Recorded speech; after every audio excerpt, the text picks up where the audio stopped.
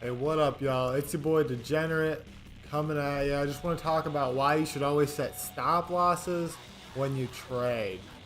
I'm looking at this Bitcoin chart right here, and I want to talk to y'all about like ranges for real. If you were playing this range on Bitcoin, where you were buying and then selling and then buying and then selling, um, and then it came here and you bought this and it didn't bounce, and you were expecting that bounce. How long did you hold on to that trade before you got to break even on that trade, or before you even saw the top of the range again? This is a gap between about November all the way until May. Did you really hold a coin for 5 or 6 months? Did you just lock up that capital forever?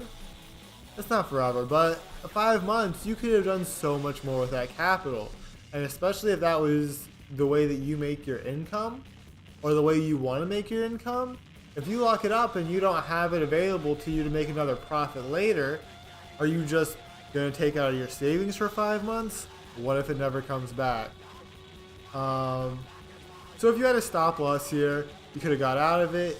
You could have bought here, and then you could have bought here, and you could have fucked up buying here, or maybe you would have bought here. Maybe you would have lost 20% of your account, and then you had 80% of your account, and then you watched it do a 2x to 6,400, and you're still making 60% on where you would have been just to get back to essentially break even on where you entered the trade.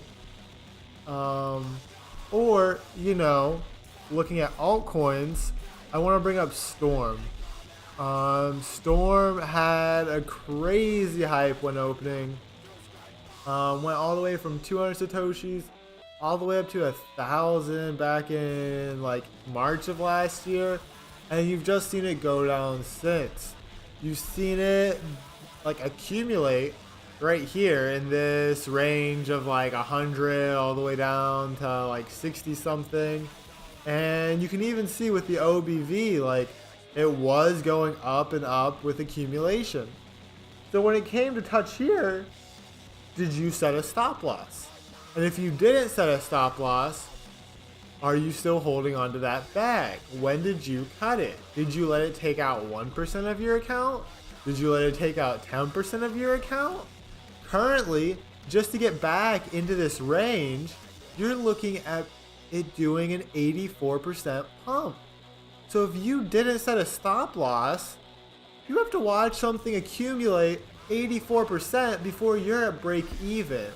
But if you did set a stop loss and you lost like 20% of your account trying to catch the bottom, and when it gets back to its range, you could have 84%. That makes a lot more sense to me, and that's why I will always set stop losses. It's okay to be wrong.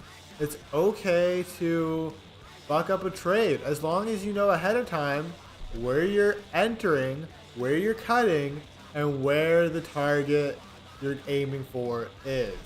If you have a 10-to-1 risk reward ratio, do you have to win half your trades? No, you don't.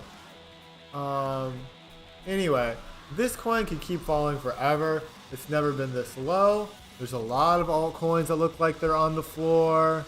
DNT is one of those coins. You have like a 40%, a 60% increase there. What else do you have? Let's see. I have AirSwap. AirSwap hired like a YouTuber back in like 2018, beginning of 2018, and in the past like 4 weeks, it's done horrible. To get back to its actual range, it's gonna be 70%. Just to get to the bottom of the range. That's not talking to the top of the range. That's not talking to its all-time high. I'm talking about just getting back to its range. And that's why you should always set a stop loss so that you preserve your capital to trade tomorrow. The markets are always open. You're always going to have an opportunity to trade. Don't lock yourself into a position today and fuck yourself over tomorrow. You worked really hard for that capital.